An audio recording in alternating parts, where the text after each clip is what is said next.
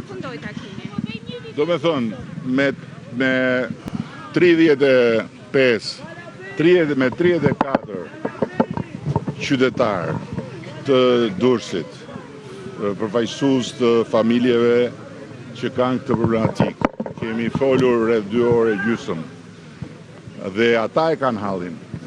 Dhe me ta kemi folur dhe biseda ka qenë absolutisht konstruktive, me opinione ndryshme për konstruktive, ndërkohë që 35 të tjerë atje, që nuk përfaqësojnë as qytetin, as qytetarët, po përfaqësojnë vetëm hallin e një 80 kusur vjeçari të rrjedhur nga çdo lloj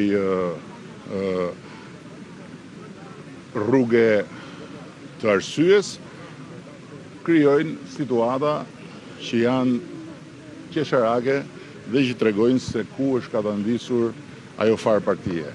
Ndërsa për sa i përket problemit të vërtet, problemit të qytetarëve dhe të projektit, kemi rënë dakord dhe se si do të shkojmë përpara, qoftë me atë verifikim nevojshëm për disa objekte që janë objekte që mund të kenë vlera të trashëgimisë kulturore, qoftë me disa variante për shpronësimin dhe shpërblimin. Kjo do të jetë rruga.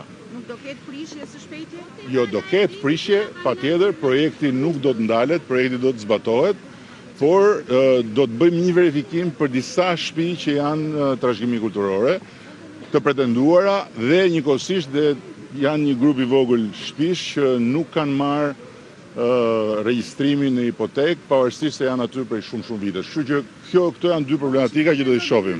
Vlera e shpronësimit E kemi diskutuar atje brenda, edhe çështjen e çmimit, edhe e kemi diskutuar që do duhet shohim referencat e reja.